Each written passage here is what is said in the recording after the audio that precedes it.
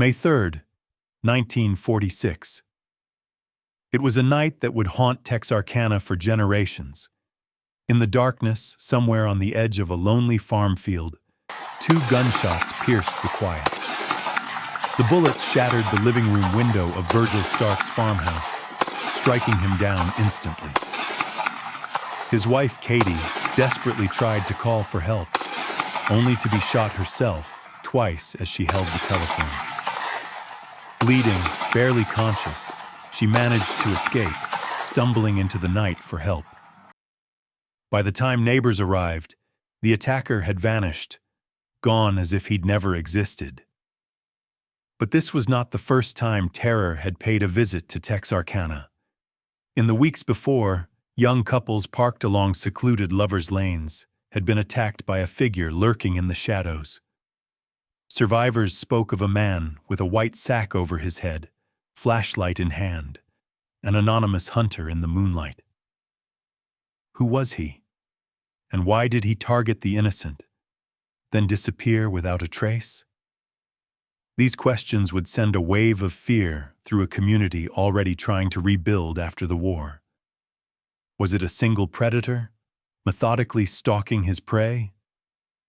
Or something far more sinister, an evil that no one could see coming, moving in the darkness, striking when least expected? One thing was clear. The phantom killer was just beginning his reign of terror.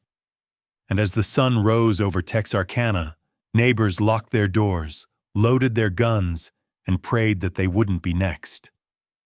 But how do you defend yourself against a threat you can't see? A ghost who leaves only fear behind. Portrait of the victims and the setting. To understand the impact of the Texarkana moonlight murders, we have to step back to the border town itself in 1946.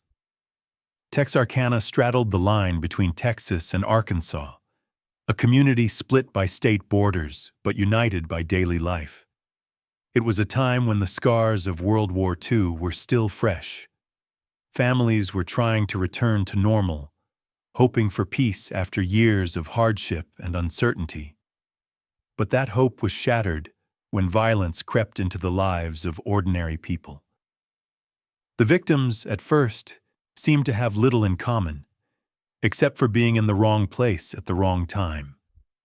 Most were young couples, teenagers or early 20-somethings, seeking a few hours of privacy and romance along quiet country roads on weekends. They parked beneath the stars, unaware that someone was watching from the shadows.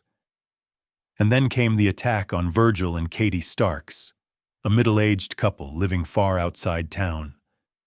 Their farmhouse was isolated, surrounded by fields and darkness, supposedly a safe haven from the city's troubles. Yet even there, the phantom killer found them. News of the attacks spread quickly. In a place where everyone knew their neighbors, fear became the new neighbor. People began double-locking their doors, leaving their porch lights burning all night. Hardware stores ran out of locks. Gun shops couldn't keep up with the sudden demand. The invisible line between Texas and Arkansas didn't matter anymore. Panic crossed every boundary. The entire town found itself held hostage by a faceless threat. Parents forbade their children to go out after dark. Couples canceled dates. Ordinary routines became tinged with anxiety. The community, still trying to heal from the trauma of war, now faced a new enemy, one that seemed to strike without warning, without motive, and without mercy. Tensions rise, rumors, clues, and confusion. As spring turned to summer, fear began to seep into every corner of Texarkana. It wasn't just the crimes themselves, but the way uncertainty bred suspicion. Whispers ran through the town like wildfire. People spoke in hushed tones about a stranger, a man with a sack over his head, eyes glinting behind holes cut in the fabric, his flashlight beam sweeping across fogged-up car windows. Some claimed they heard footsteps in the underbrush late at night, only for the sounds to fade into silence as another car approached. The police were caught in a whirlwind of rumors and half-truths. Reports flooded in, shadows moving behind fences, a figure disappearing into the woods, an unfamiliar car parked just out of sight. But for every tip that sounded promising, another dead end followed. What made matters worse, forensic science in 1946 was limited. There were no security cameras, no DNA analysis, and the phantom seemed to know it. A troubling pattern emerged. In 2 attacks on couples, the bullets were all .32 caliber. Yet, in the Starks farmhouse assault, the killer used a .22. Was it one killer, switching weapons to mislead investigators?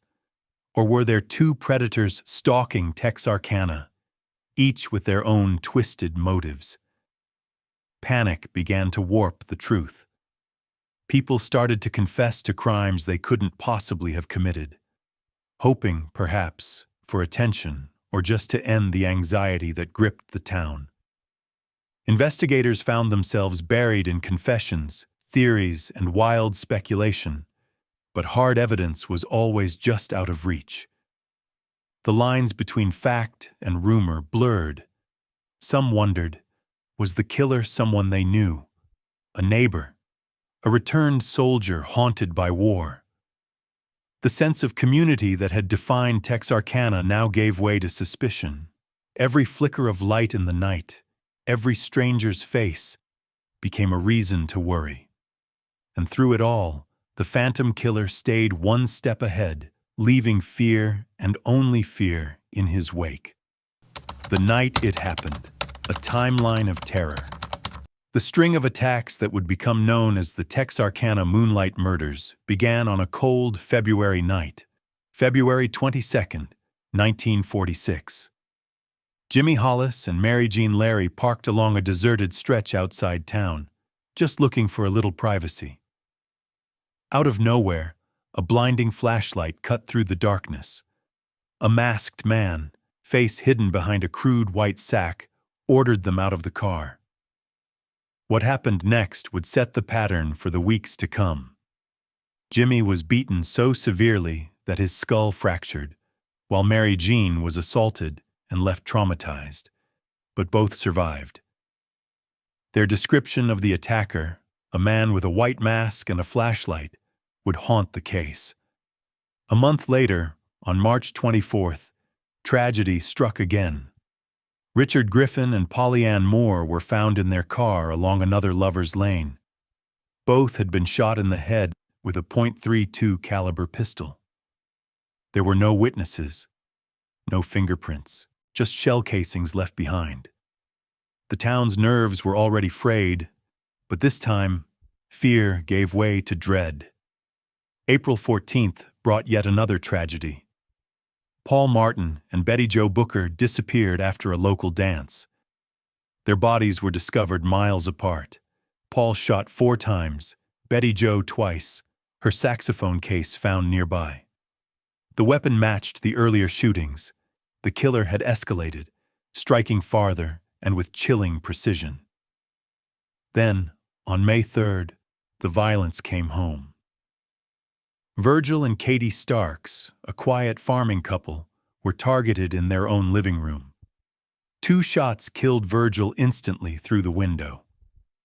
Katie was wounded, but managed a miraculous escape. A flashlight, possibly belonging to the killer, was recovered at the scene. But this time, the bullets were .22 caliber. The shift in weapon only deepened the mystery. No useful fingerprints, no clear footprints, nothing to hold on to except fear. Each time, the phantom killer vanished into the night, leaving behind only empty shells, broken lives, and unanswered questions. Texarkana's summer of terror was only beginning. The investigation, chasing shadows. As the attacks mounted, law enforcement in Texarkana found themselves in a race against time, and against an enemy who seemed to disappear into thin air. The first leads came from the survivors. Mary Jean Larry described a terrifying figure. A man, taller than average, with a rough voice, face covered by a white cloth with eye holes cut out, wielding a heavy flashlight. Her account was vivid, but the details, strange as they were, left more questions than answers. Why the mask? Why the flashlight? Katie Starks, the only survivor of the farmhouse attack, remembered hearing glass shatter, feeling bullets strike her face and body, then somehow finding the strength to flee. She recalled seeing a shadow outside the window, nothing more. In 1946, that was all the police had to work with. Forensic science at the time was little help. The only physical clues were bullets and shell casings.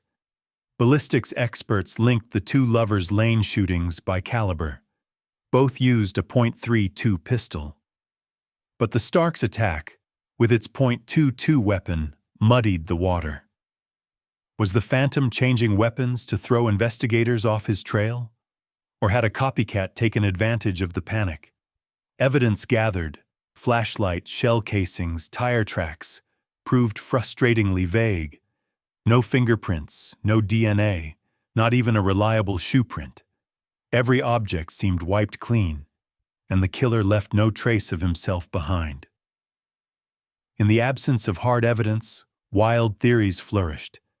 Some whispered about an escaped German POW, others about a traveling salesman, or even someone within the community. Police from both Texas and Arkansas coordinated efforts, with Texas Rangers, local sheriffs, and even the FBI joining the hunt. Despite their combined resources, the Phantom killer remained a ghost. False confessions poured in, but none could be substantiated. The investigation, weighed down by rumors and red herrings, stalled again and again. Was it one killer or two? Was he a local hiding in plain sight, or a drifter passing through under the cover of darkness? Every theory brought more uncertainty as the true identity of the Phantom slipped further from reach. A break in the case? Suspects and unanswered questions. As the summer of 1946 wore on, the relentless search for the Phantom killer seemed to yield little more than anxiety and rumor. Then, a new name surfaced: Ul Lee Swinney. Swinney was already well known to law enforcement as a repeat car thief, a small-time criminal who drifted between Texas and Arkansas. In July, he was picked up for stealing a vehicle, a crime that, on the surface, had nothing to do with the brutal attacks that had left Texarkana paralyzed with fear. But when police questioned his young wife, Peggy, the case took a startling turn. At first, Peggy gave details about the murders, details that hadn't been released to the public. She described scenes and circumstances that lined up uncannily with the facts of the case. Had she and her husband witnessed the crimes, or was she somehow involved? Investigators pressed her for answers. For a brief moment, it seemed as though the case might finally break wide open. But just as quickly, that hope slipped away. Under the law at the time, Peggy could not be compelled to testify against her husband. She changed her story, recanting her earlier statements. Without her testimony, prosecutors found themselves with nothing solid. No forensic evidence, no confession, nothing that would hold up in court. Swinney was sentenced to life in prison, not for murder, but for repeat car theft. For many involved in the investigation, Swinney remained the prime suspect. Some Texas Rangers, years later, would still insist he fit the Phantom's profile. Yet the evidence never quite fit. Physical evidence had been misplaced or lost as time passed. The .32 caliber link between the Lover's Lane killings suggested a single methodical killer, but the .22 used at the Starks' home kept the two-killer theory alive. In the end, The scales never tipped decisively in one direction. The case against Swinney, like so many others, was circumstantial at best. The truth, it seemed, would remain just out of reach, shadowed by missing evidence and the silent code of a terrified town. Trials, verdicts, and unfinished justice. As the investigation reached its limits, the people of Texarkana waited for justice. But justice, in the way they hoped for, would never come. Despite months of effort, no one ever stood trial for the brutal murders that shattered the town's sense of security in 1946. The courtroom, so often the final stage for stories like this, remained silent. U.L. Lee Swinney, for all the suspicion surrounding him, was never charged with murder. The only crime that stuck was car theft, a familiar, almost mundane offense compared to the horrors visited upon the victims and their families. Swinney was handed a life sentence as a repeat offender. But the reason the community whispered his name late at night, the specter of the phantom killer, was never officially attached to his record. Years later, he would be released, and the case file remained open, gathering dust in evidence rooms scattered across 2 states. There was no public reckoning, no cross-examination of suspects, no moments of revelation under the harsh lights of a courtroom. For the families of Richard Griffin, Polly Ann Moore, Paul Martin, Betty Jo Booker, Virgil Starks, and the survivors who carried the weight of their trauma, there were only unanswered questions. The silence that followed the end of the official investigation was, in many ways, as haunting as the crimes themselves. The official stance: unsolved. The phantom killer was never found, never identified beyond rumor and speculation. For Texarkana, this meant living with the knowledge that the person responsible for so much pain might still be out there, walking the streets, blending into crowds, a ghost among the living. For every locked door, every porch light left burning through the night, there was the hope that someday, somehow, the truth would surface. But for now, the story of the Moonlight murders ended not with a verdict, but with an empty chair in the courtroom and a community left to reckon with fear and uncertainty. Aftermath, legacy, and the lessons left behind. The summer of 1946 became more than just a story of loss for Texarkana. It became a shadow that lingered for generations. For weeks, every patrol car in town rolled up to homes with sirens blaring, their lights cutting through the dark, just to avoid being mistaken for the phantom and shot by frightened homeowners. The air crackled with tension. For many, life would never truly return to normal. People double-checked every window. Parents watched their children more closely, and an uneasy silence settled over lovers' lanes once filled with laughter. But the fear didn't just grip one season. It seeped into local folklore, growing larger with each telling. Over time, the Texarkana Moonlight murders became part of American pop culture. The 1976 film The Town That Dreaded Sundown and its 2014 remake brought the legend to a new generation, though Hollywood added its own twists and dramatics. For those who had lived through the real events, the films were a pale shadow of what they'd actually endured. For investigators and law enforcement, the case was a lesson written in hard truth. The technology of the time, no DNA, no surveillance footage, unreliable ballistics, meant key evidence was lost or never collected. Some physical evidence vanished over the years, lost to time, poor storage, or simple oversight. In the end, the fragile chain that links crime to resolution snapped. Justice, when built only on rumor or shaky testimony, is always at risk of slipping through the cracks. Today, the Texarkana Moonlight murders remain officially unsolved. The story is a cautionary tale about the importance of forensic rigor, the need for clear communication between jurisdictions, and the human cost of uncertainty. Rumors can drown out the truth, and even the bravest survivors need more than memory to close a case. Yet, this tragedy also reminds us that even in the face of terror, communities endure. Lights stayed on, doors stayed locked, and hope somehow survived. The true legacy of the Phantom Killer isn't just a string of crimes. It's the resilience of those who lived through the nightmare and the ongoing quest to make sure history doesn't repeat itself.